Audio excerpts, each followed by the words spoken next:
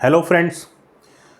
आज दोस्तों union cabinet minister Prakash Javadekar साहब ने अभी एक प्रेस कॉन्फ्रेंस ली है और उन्होंने कैबिनेट के डिसीजंस को देश के सामने रखा है।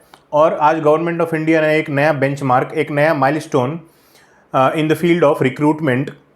गवर्नमेंट एजेंसीज़ बहुत सारी वेरियस थी हमारे पास रिक्रूटमेंट करने के लिए, उन सबको यूनिफाइड करने का एक काम किया है नेशनल रिक्रूटमेंट एजेंसीज़। 1 फरवरी 2020 को जो यूनियन बजट पेश किया था वित्त मंत्री श्रीमती निर्मला सीतारमण जी ने, उन्होंने प्रपोज किया था कि हम ऐसा लेकर आएंगे, एक ऐसी एजेंसी जो यूनिफाइड होगी, जो एक ही एजेंसी होगी जो वेरियस फील्ड्स में रिक्रूट करेगी।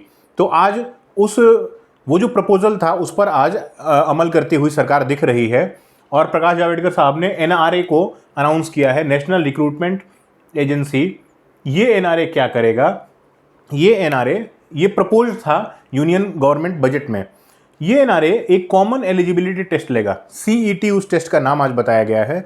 वो जो सीईटी होगी वो हर एक कैंडिडेट को एक स्कोर प्रोवाइड करा देगी। अब इस सीईटी में क्या क्या आएगा? तो जनरली एप्टीट्यूड और जनरल नॉलेज की जो टेस्ट होते हैं रिक्रूटमेंट प्रोसेस के थ्रू, उस टेस्ट का ही एक रूप ये भी होगा, यानी इसमें भी एप्टीट्यूड और जनरल नॉलेज के ही क्वेश्चंस पूछे जाएंगे और इस टेस्ट के बाद आपको एक स्कोर मिल जाएगा। उस स्कोर को लेकर आप 3 साल तक सरकारी नौकरी के लिए घूमते रहो, यानी आप अप्लाई करो उस स्कोर के बेस पर 3 साल तक। और ये किसके लिए होगा? तो for all non gazetted post in the central government and public sector banks. तो अब समझने वाली बात यहाँ पर एक है कि गैजेटेड एंड नॉन गैजेटेड भी हम समझ लेते हैं। नॉन गैजेटेड पोस्ट, तो गैजेटेड पोस्ट जो होते हैं ना, वो ऑफिसर्स, क्लास 1 ऑफिसर्स होते हैं, जो गवर्नमेंट के ऑफिसर्स होते हैं, जो किसी न किसी तरह से जो रिप्रेजेंट करते हैं गवर्नमेंट ऑफ इंडिया या फिर गवर्नमेंट ऑफ स्टेट्स को, और उनके पास अथॉरिटी होती है। They can provide stamps directly of honourable president of India और द स्टेट गवर्नर्स। तो एक तरह से देखा जाए तो स्टेट जो भी एडमिनिस्ट्रेशन का काम है गवर्नमेंट का, उस एडमिनिस्ट्रेशन को करने के लिए सीधा सीधा जिसके ऊपर जिम्मेदारी होती है। और गैजेटेड नाम इसलिए है क्योंकि गैजेट्स जो होते हैं वो ऑफिशियल पब्लिकेशंस, डॉक्यूमेंट्स होते हैं, वो गवर्नमेंट जो निकालती है, उनमें जिन ऑफिसर्स के नाम होते हैं, यानी कौन रिक्रूट हुआ है, किसका प्रमोशन हो रहा है, उन सब की बात उस गैजेट में होती है। इसलिए गैजेट से उनका नाम आ गया है गैजेटेड। वो गैजेटेड ऑफिसर्स होते हैं। लेकिन यहाँ पर जो नॉन गैजेटेड पोस्ट होंगी सेंट्रल गवर्नमेंट के पास के वेरियस डिपार्टमेंट्स और मिनिस्ट्रीज में और पब्लिक सेक्टर बैंक्स में। तो अभी तक रिक्रूटमेंट प्रोसेस क्या था अगर उसकी बात करें तो अभी बैंकिंग के लिए आईबीपीएस एक एग्ज़ाम होता था, सब जानते होंगे, ऑल इंडिया लेवल पे ऑनलाइन एग्ज़ाम्स ये टीसीएस आयोन कराता है बैंकिंग के लिए। सारे बैंक्स, नेशनलाइज्ड बैंक, इसके स्कोर के बेस पर रिक्रूटमेंट करते हैं, इसकी मेरिट को यूज़ करते हैं। RRB, railway recruitment board, RRB, railway में जो भी पोस्ट आती है वो थ्रू आरआरबी। तो हम देखते हैं बड़े बड़े एनटीपीसी, नॉन टेक्निकल और बहुत तरह के पोस्ट रेलवे निकालती है। लाखों पोस्ट की संख्या में पोस्ट निकाली जाती है और करोड़ों बच्चे एग्ज़ाम देते हैं। और कितना रिक्रूटमेंट होता है वो एसएससी, स्टाफ सिलेक्शन कमीशन, ये भी डिफरेंट मिनिस्ट्रीज, डिफरेंट डिपार्टमेंट्स में जो क्लर्क्स या फिर इंस्पेक्टर्स, एसएससी भी 2 लेवल्स की होती है, एक ग्रेजुएट लेवल एसएससी और एक सीएचएसएल होता है, हाई स्कूल लेवल। तो ये एसएससी, इन और इसके साथ और भी एग्जाम्स होते थे, इन सब को हटाकर एक एग्जाम हुआ करेगा, सीईटी, कॉमन एलिजिबिलिटी टेस्ट। इस टेस्ट की स्कोर की वैलिडिटी होगी 3 साल के लिए। ये क्यों किया गया है? तो अब हम समझ सकते हैं कॉमन सेंस लगाकर भी कि एक तो रिक्रूटमेंट एजेंसीज बहुत सारी होती थी, बहुत सारे रिक्रूटमेंट अनाउंस करने होते थे, उनके लिए अलग से एग्जामिनेशन प्रोसेस एक अरेंज करना होता था। सेंटर्स बनाओ, उन पे एग्ज़ाम्स लो, वो एग्ज़ाम्स फेयर हों, उनके फिर स्कोर्स को यूज़ करो।